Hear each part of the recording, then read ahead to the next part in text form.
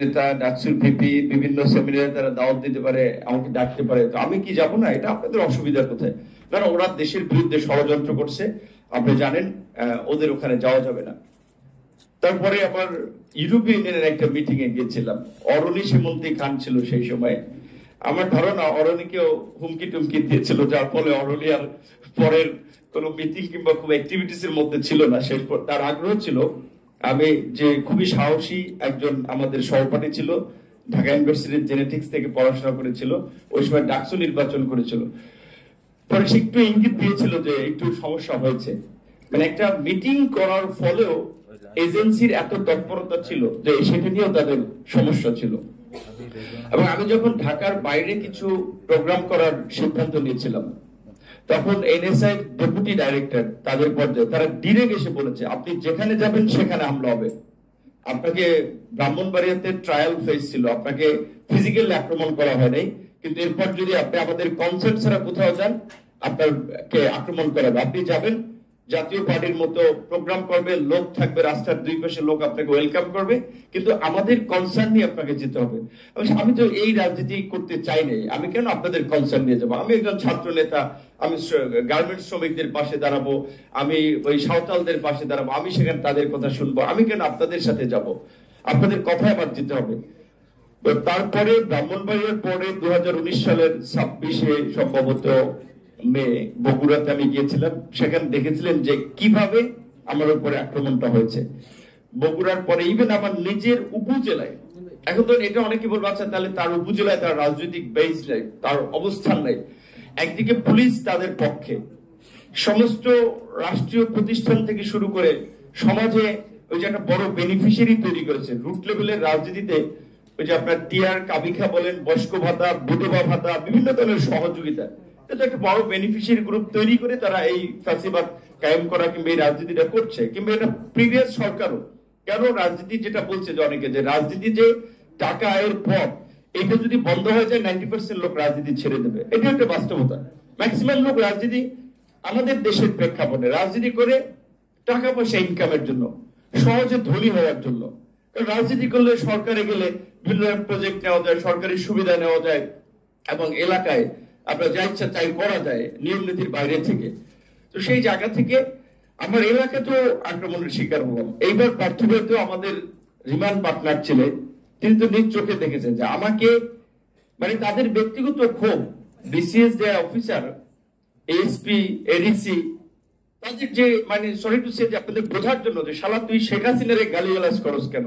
তুই কি মির্জা ফখরুলের চেয়ে বড় নেতা? বঙ্গবন্ধুর বাকশাল নিয়ে সমালোচনা করস বেটা, বঙ্গবন্ধু জাতির পিতা। মানে ব্যক্তিগত একটা আক্রমণ, যে কেন আমি সরকারকে নিয়ে, শেখ হাসিনা, বঙ্গবন্ধুকে নিয়ে সমালোচনা করি।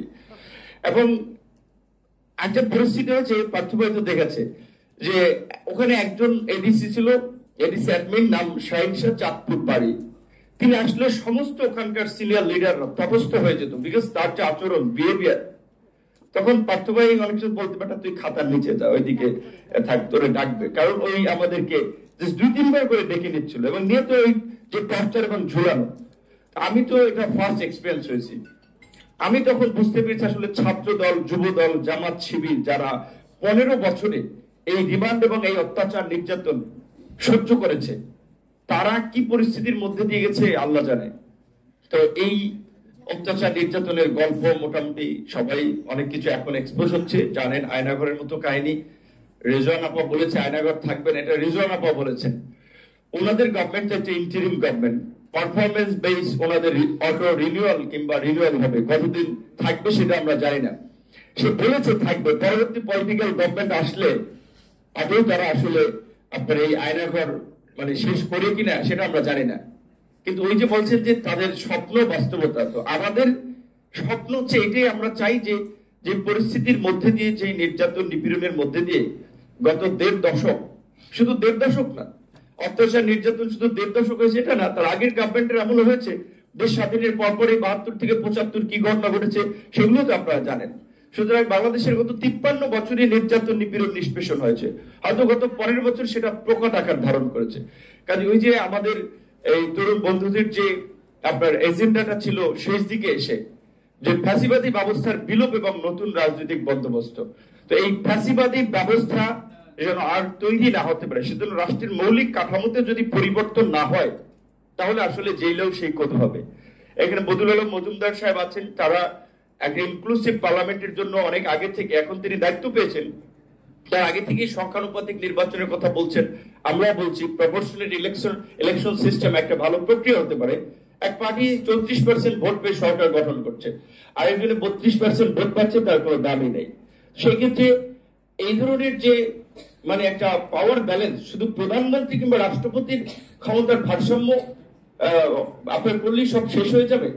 তারপর আমাদের দ্বিকক্ষ বিশিষ্ট একটা পার্লামেন্টের কথা বলছে, সেটি যদি হয়, ধরেন আমাদের প্রপোর্শনাল ইলেকশন যদি নিম্ন কক্ষের সদস্যরা ইলেক্টেড হয়, উচ্চ কক্ষে 64 জেলা থেকে সিনেটর পদ্ধতিতে 64 জন সিনেটর হতে পারে, 10 জন বিশিষ্ট ব্যক্তি হতে পারে, দ্বিকক্ষ বিশিষ্ট পার্লামেন্ট। জাস্ট আমি নিজের অভিমত ব্যক্ত করলাম, কিন্তু এই সংসদীয় ব্যবস্থা এবং রাষ্ট্র কাঠামোর যদি একটা মৌলিক পরিবর্তন না হয় তাহলে খুব বেশি পরিবর্তন হবে না। কারণ আপনাদের আমাদের চেয়ে যারা এখানে বয়োজ্যেষ্ঠ সিনিয়র নাগরিক, তাদের তো অভিজ্ঞতা আছে।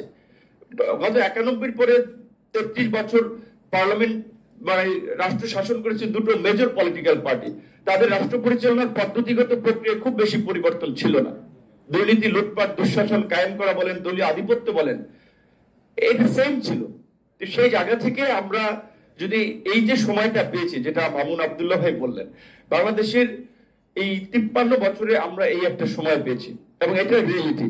আমি ঢাকা বিশ্ববিদ্যালয়ের ইংরেজি বিভাগের শিক্ষক, কথা সাহিত্যিক সৈয়দ মঞ্জুর ইসলাম স্যার, উনি আমাদের শিক্ষক ছিলেন, একবার ক্লাসে বলছিলেন যে তোমরা তো বাবা একটা সেলফিশ জেনারেশন, তোমরা নিজের সরকারি চাকরি করবা, আমলা হবা, বিসিএস দিবা, পয়সা কামাবা, ক্ষমতার অপব্যবহার করবা, এই জন্য কোটা নিয়ে আন্দোলন করছো। তোমরা তো দেশের মানুষের অধিকার, গণতন্ত্র, মানবাধিকার, শিক্ষকদের মর্যাদা, এই বিষয় নিয়ে তোমরা কথা বলো না বা আন্দোলন করো না।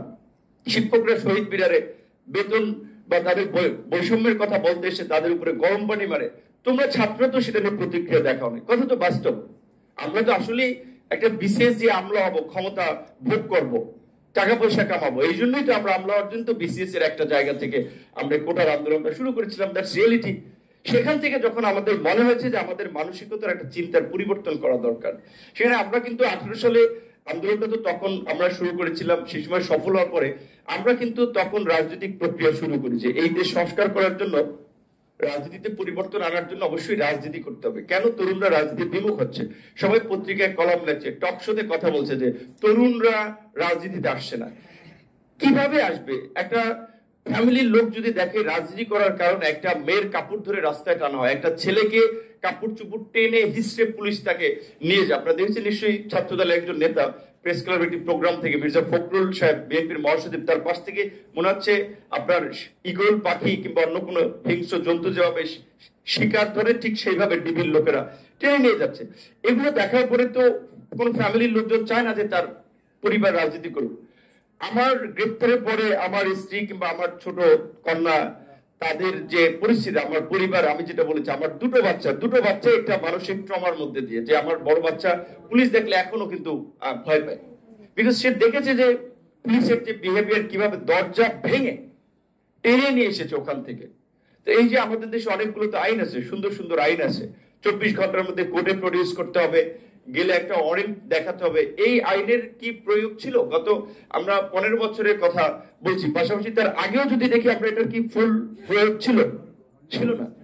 সুতরাং আমরা আজকের এই স্বপ্ন বাস্তবতার জায়গা থেকে এটা বলবো, আমরা একটা সুযোগ পেয়েছি, এইবার যেন আমরা এই রাষ্ট্রকে একটা সভ্য, মানবিক, একটা গণতান্ত্রিক রাষ্ট্র হিসেবে গড়ে তোলার জন্য আমাদের যেই রিফর্মস গুলো প্রয়োজন, তার জন্য এই সরকারকে যতদিন প্রয়োজন ততদিন তারা থাকবে। অবশ্যই সরকারের দুর্বলতা নিয়ে আমরা সমালোচনা করছি, আমরা করব। কারণ কেউ কেউ বলছেন এটা চট্টগ্রাম সমিতি হয়ে গেছে, কেউ বলছেন এনজিও সরকার হয়ে গেছে। সরি, এটা আমার ল্যাঙ্গুয়েজ না, বাট আমার বন্ধুদের, আমার রাজনৈতিক সব অনেকের মুখে এটা শুনে, কেন এটাকে একটা ইনক্লুসিভ গভর্নমেন্টের রূপ দেওয়া হলো না? এই গভর্নমেন্টে যারা আছেন লাস্ট 15 ইয়ার্স তাদের কন্ট্রিবিউশন কি দেশ জাতির প্রতি, গণতন্ত্রের জন্য? আমরা এটা জানতে চাই। আপনারা কোশ্চেন করেন, আমি জানি না। হ্যাঁ, আমাদের অবশ্যই যারা ছাত্র আন্দোলনের নেতৃত্ব দিয়েছেন তাদের সাথে সম্পৃক্ততা, তাদের মতামত আমাদের শোনার অ্যাক্সেস আছে। এই যে একটা গভর্নমেন্ট ফর্ম হলো, কার ওপিনিয়ন কিভাবে ফর্ম হলো উই ডোন্ট নো।